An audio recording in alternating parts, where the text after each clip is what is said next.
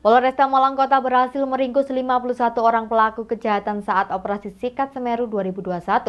Operasi Sikat Semeru digelar guna memberantas pelaku kejahatan dan menciptakan Kamtibmas di Kota Malang tetap kondusif. Operasi Sikat Semeru yang digelar mulai tanggal 8 Juli berhasil mengungkap 79 laporan dan menangkap 51 pelaku kejahatan. Dari 79 kasus yang diungkap meliputi kasus pencurian dengan pemberatan, pencurian dengan kekerasan, premanisme, dan penyalahgunaan senjata tajam. Sedangkan 51 pelaku kejahatan yang berhasil diringkus, 15 orang diantaranya merupakan residivis dan pernah mendekam di penjara. Selain mengamankan 51 pelaku, polisi juga menyita sejumlah barang bukti berupa sepeda motor, senjata tajam, serta kunci T yang digunakan pelaku dalam melakukan aksinya. Operasi Sikat Semeru digelar guna memberantas pelaku kejahatan dan menciptakan Kamtibmas di Kota Malang tetap kondusif. Kapolresta Malang Kota AKBP Budi Hermanto menjelaskan, Operasi Sikat Semeru Polresta berhasil menangkap 51 pelaku dari 79 kasus yang dilaporkan. Kapolresta menambahkan bahwa angka kriminalitas di Kota Malang di masa pemberlakuan PPKM darurat cenderung turun karena anggota TNI, Polri berada di jalanan untuk melakukan pemantauan. Jadi ada 79 laporan polisi. Itu terdiri dari kasus pencurian dengan pemberatan, pencurian dengan kekerasan, curanmor, penyalahgunaan sajam, dan premanisme. Dari 79 laporan polisi tersebut, ada 51 tersangka yang kita amankan dan kita proses, di mana di dalam 51 tersebut ada 12 tersangka yang masuk di dalam target operasi Sikat Semeru 2021. Kita lihat di sini ada beberapa barang bukti, baik dari senjata tajam, handphone, kunci letter T, termasuk golok dan celurit yang digunakan selama melakukan kejahatan. Dari 51 tersebut ada 30% lebih kurang sekitar 15 orang ini adalah residivis yang memang berkali-kali melakukan tindak pidana dan ini beroperasi di wilayah Malang Raya.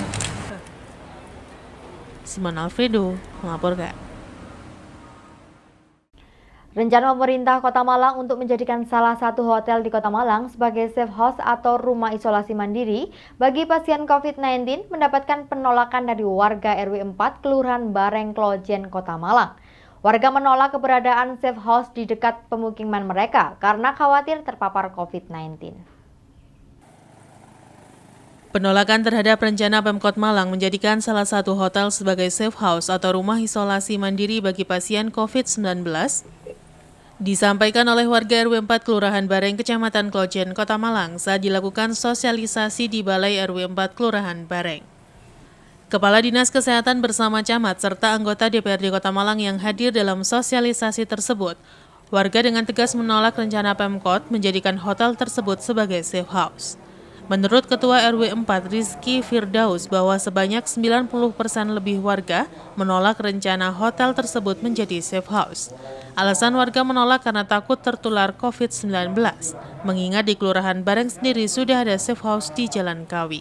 Itu kita diminta mengadakan mapping ke seluruh warga. Survei gitu Pak? Betul, survei gitu ya Pak? Survei, karena keterbatasan waktu, kami mappingnya itu melalui grup WA di masing-masing.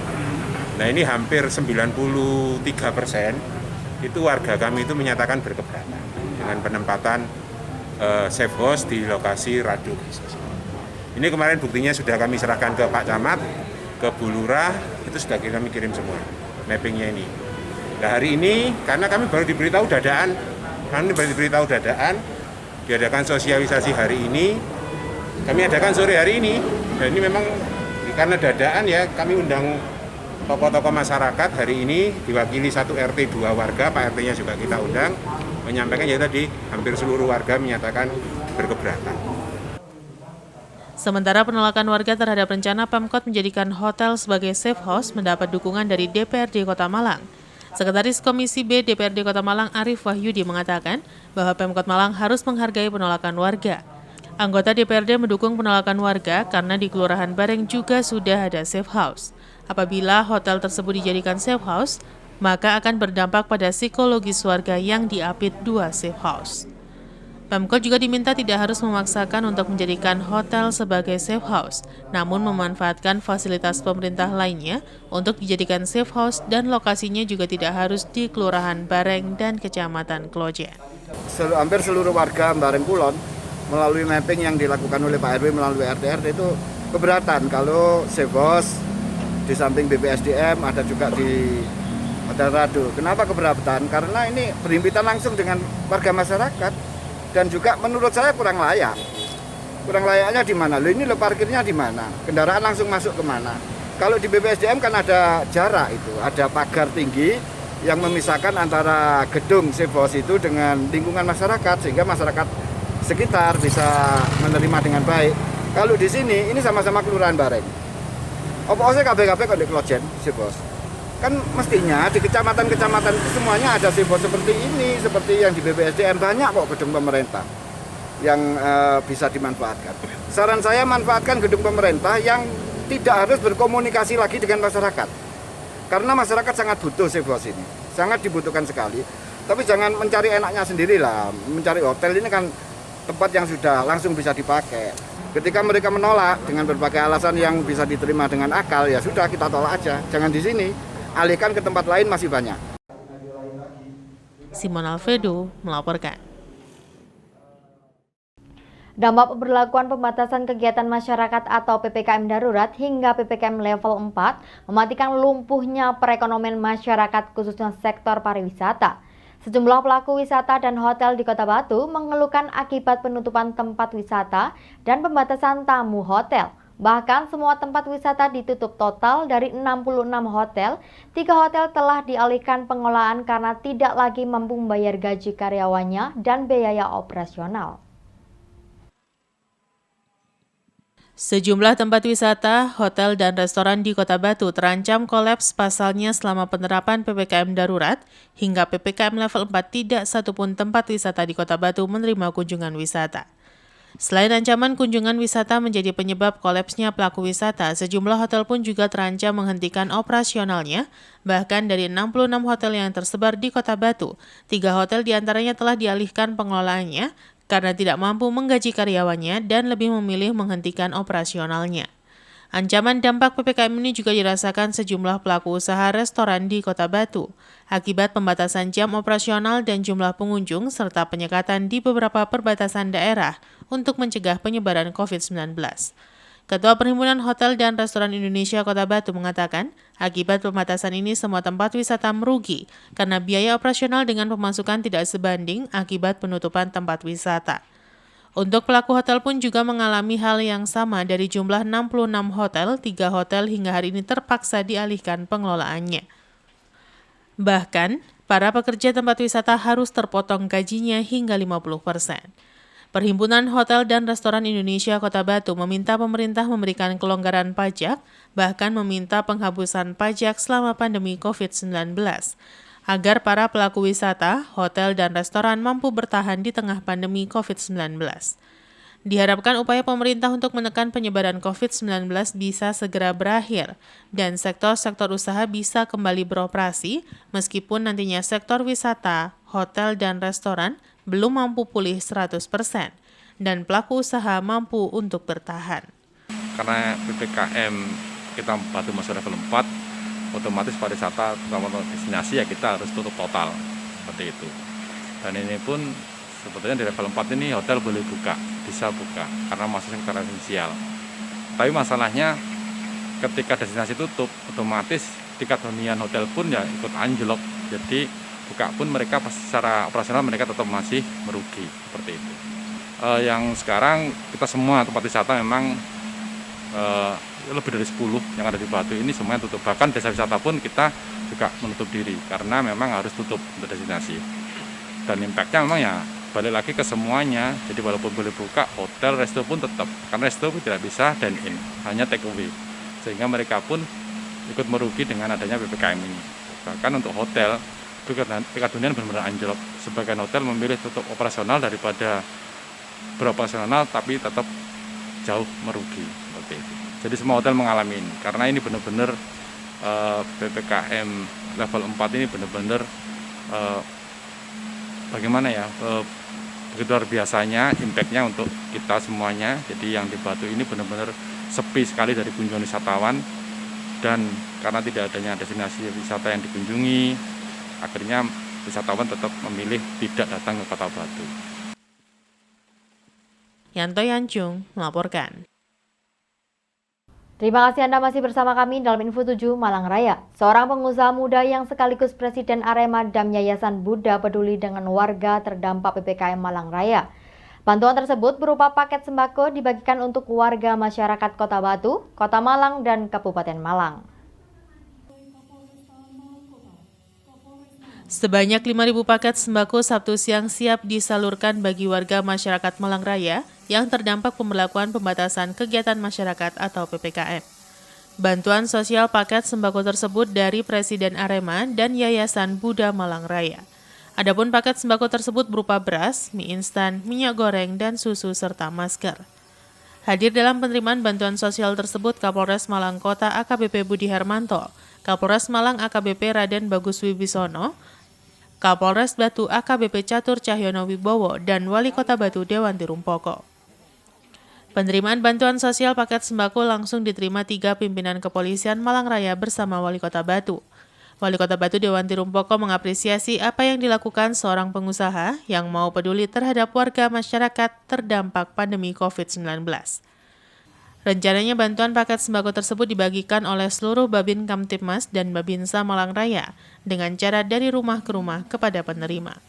Alhamdulillah hari ini saya sangat merasa bersyukur sekali karena Malang Raya yang kebetulan ketempatan Kota Batu diberikan rezeki oleh Bunda Suci sama Juragan 99 berupa beras dan sembako yang untuk dibagikan ke masyarakat yang terdampak. Mudah-mudahan bisa kita salurkan dengan baik, mas-mas. Ini saya bilang mas-mas karena masih muda-muda semua, dan ini menjadi ladang amal bagi beliau. Sekali lagi saya ucapkan terima kasih, dan saya mohon kepada masyarakat yang penerima bantuan untuk tetap menjaga kesehatan, prokesnya, karena pandemi ini masih sangat luar biasa mengkhawatirkan.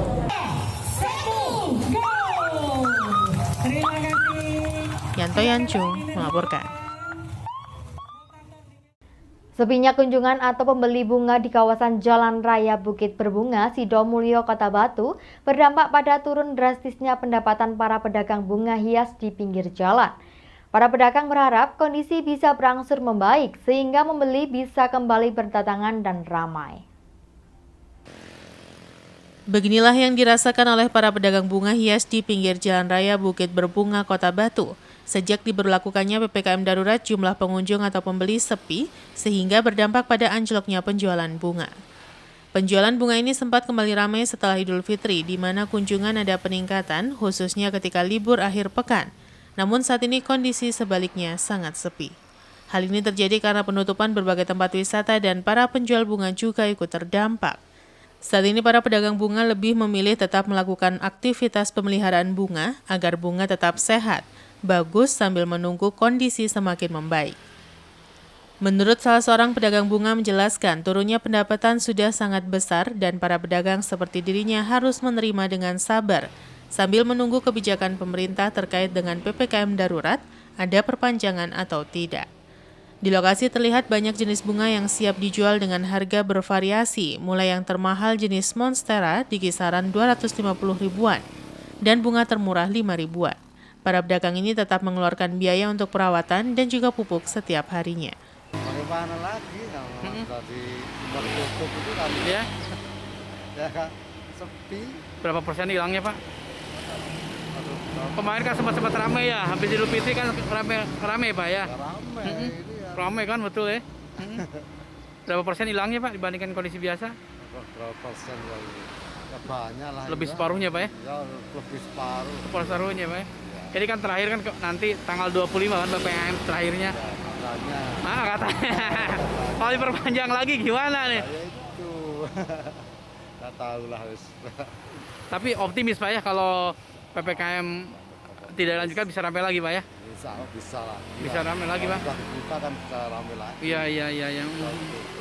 Oh biasanya ramainya hari Sabtu Minggu apa gimana biasanya? Sabtu Minggu, tiap hari ada. Ada aja Pak ya? Iya. Ini Sabtu Minggu malah sepi nggak ada. Kalau sekarang Pak ya? Pak sebagai warga masyarakat, sebagai pelaku usaha tanaman hias seperti apa nih harapan ke depannya Pak? Banyak ya supaya ramai lagi lah. Normal lah. Normal lagi Pak ya? Kalau gini kan biaya pemeliharaan aja keluarnya Pak? Ya, Pemeliharaan, penyemprotan dan sebagainya Pak ya? pupuk ya. Pupuk juga Pak ya? Oke. Tiap hari kan masih air. Air saya. Iwan Hikmawan melaporkan. Terima kasih Anda masih bersama kami dalam Info 7 Malang Raya. Diduga stok bawang merah banyak di pasaran, harga jual bawang merah kering di tingkat petani mengalami penurunan. Tidak hanya itu, akibat terdampak cuaca pemeliharaan bawang merah lebih sulit sehingga hasil panen mengalami penurunan. Harga komoditi sayuran saat ini cenderung tidak stabil, banyak yang naik tetapi ada juga komoditi yang turun harga jualnya. Kondisi ini terjadi karena banyak faktor, salah satunya menurunnya permintaan atau stok yang melimpah di pasaran sehingga harga menjadi turun. Salah satunya harga jual seledri di tingkat petani yang saat ini berada di kisaran 15 ribuan per kilogramnya, dan harga 15 ribuan ini sudah sejak beberapa hari yang lalu. Sementara itu untuk harga jual bawang kembali turun setelah beberapa hari yang lalu sempat berada di kisaran harga 17 ribuan per kilogramnya. Menurut salah seorang petani menjelaskan pada kondisi cuaca seperti sekarang ini, menanam bawang agak sulit, sehingga hasil tidak bisa maksimal terlebih untuk mendapatkan pupuk subsidi juga tidak mudah. Di lokasi kawasan lahan pertanian Torongrejo Batu, para petani sedang melakukan panen bawang merah yang saat ini berada di kisaran harga 15 ribuan di tingkat petani. Para petani berharap kondisi pandemi segera berakhir agar aktivitas masyarakat dan para petani bisa kembali normal, termasuk kemudahan untuk mendapatkan pupuk bersubsidi. Ya harga borongan kira-kira 15 atau 16 Per kilo Pak ya? per kilo ya. Itu harga sudah naik apa turun Pak?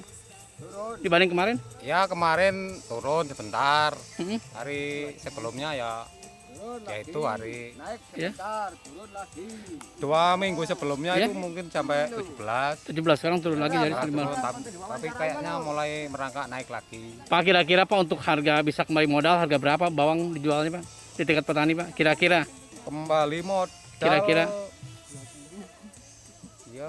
Ya segitu, harga segitu ya baru kembali modal Mas. Harga berapa? Harga 15 itu? Iya.